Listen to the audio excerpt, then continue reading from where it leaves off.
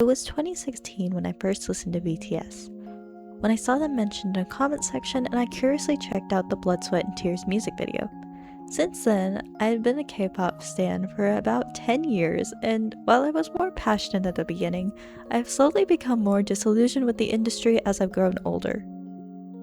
Now, there are a few groups I still do stan, but for the majority of groups, I've blocked them off my playlist and I refuse to listen to them any longer. The few artists I do listen to now are solo artists and the occasional girl group, but I found myself finding that majority of artists are no longer my cup of tea. There are plenty of reasons why, but if I had to point out a few main ones, it'd definitely be the treatment of idols, the eating disorder culture, the fandom behavior, and the lack of integrity I see from groups.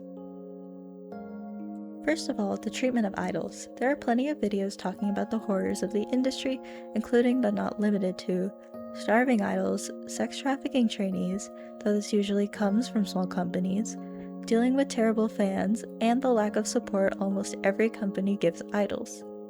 Like I said, there are plenty of videos talking about these topics, so I won't harp on it too much, but I'd say the industry in Korea is more predatory than in the US, if not just as bad.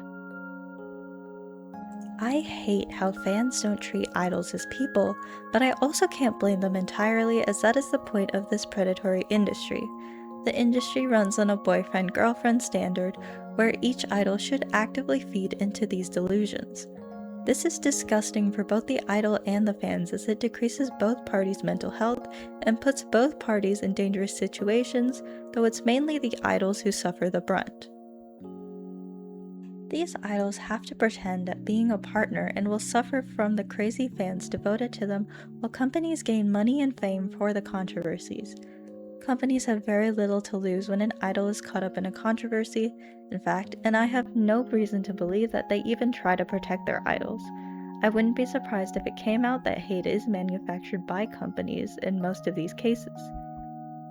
But these things do happen in every industry, especially in entertainment, because if you have people in power, most will abuse it. Of course, not every movie is exploitative, so therefore it can be said that not every group is exploited.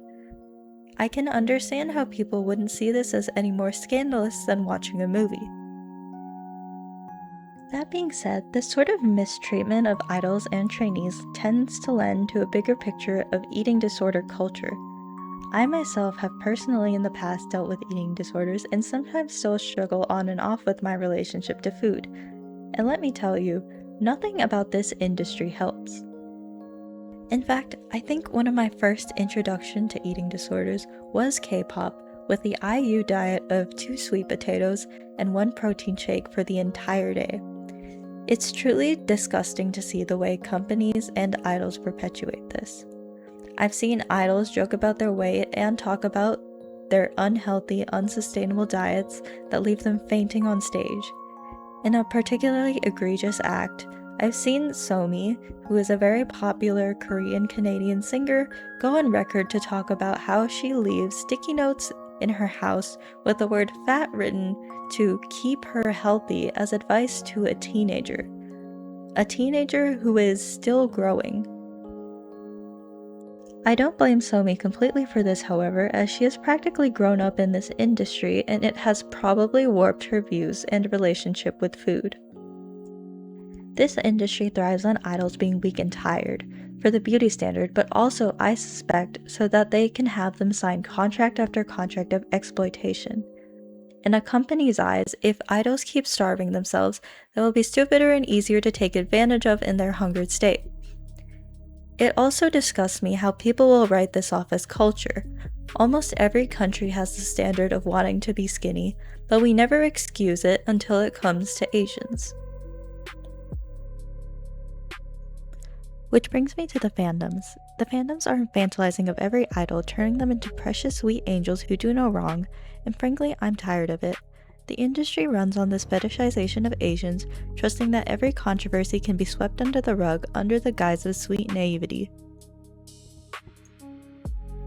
Well, I am an Asian, and I am not naive enough to fall for this stupidly dulcet cover that they throw on for adoring Western fans. If an adult does something stupid, I want to see an actual apology. I don't just want to see a sorry, I want to see steps for these idols to better themselves. And I hate how every fandom comes up with the excuse of, oh well they didn't know. The internet is widespread enough that idols should know how to respect other cultures. Plus, they've seen controversy after controversy of idols doing racist acts or saying slurs, but they don't care to learn because they will never be punished. These fandoms will in fact shame you for bringing up these issues and attack you for bringing them up, even though they keep on repeating. Mark Lee recently wore a shirt with the Confederate flag on it, despite another member of his wearing a Confederate flag and receiving backlash for it, and despite the fact that he grew up in both Canada and America. Mamamoo has done blackface and received backlash for it, only for Kiss of Life to repeat those same mistakes. It's even more ridiculous when you realize that both Kiss of Life and Mark Lee have heavily profited off of black people and have used black culture in their music and dances. Not to mention the styles they tote are based off of hip-hop, which again is created by black people. And yet, despite how disrespectful this is, only Kiss of Life has gotten reasonable backlash.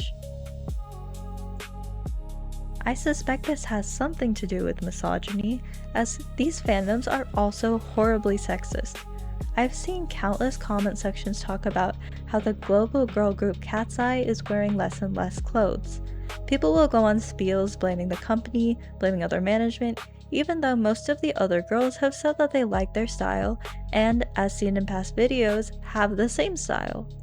It's just slut-shaming repackaged in a "oh but we care" platitude, but honestly I can see that a lot of these people are just looking for a reason to shame women. The rest of the members of Cat's Eye will also receive backlash for expressing themselves in any sort of way, and the only member who does not receive any sort of backlash is Yoonchae, and that is because people purport the idea that she is more innocent and genuine than the rest of her members simply because she is Korean, which again is just infantilizing. Not to mention the downpouring of misogyny when an idol dates. Typically, it's almost always aimed towards women in the relationship. These women will get more death threats and hate, though the men will too to a lesser extent, and it exposes the parasociality of it all. And this brings me to my final point. Because of these fake personas, I cannot believe a single word an idol says. Most people in the media are not genuine, and I realize to a certain extent people will watch what they have to say. But I cannot listen to a message about loving myself from someone who sells me a scale. I cannot believe that idols care about women's health when they are shamelessly getting drunk and dancing at a charity event for breast cancer. Outside of these events, almost everything said is scripted, all behavior is monitored, hardly anyone is truly authentic for better or for worse, and most idols don't even get the chance to have any sort of input on the music they perform. It's frustrating as a fan, and I can't imagine how frustrating it is for idols to constantly be on guard. And so, it's for those reasons that I'm pulling away from this toxic industry and no longer trying to support it. Nothing good can ever come of such predatory marketing schemes, and though I love Korean music and I find the language and culture beautiful, I will be aiming for the goal of never listening to a K-pop song again unless the songs are from independent artists or good companies. So this was definitely a little bit different from my other videos, as this was more of a rant than like an actual analysis of any sort, but I have opinions and I like to say them. So if you like this video, thank you. If you didn't like this video, thank you for watching anyways. I'll see you next time.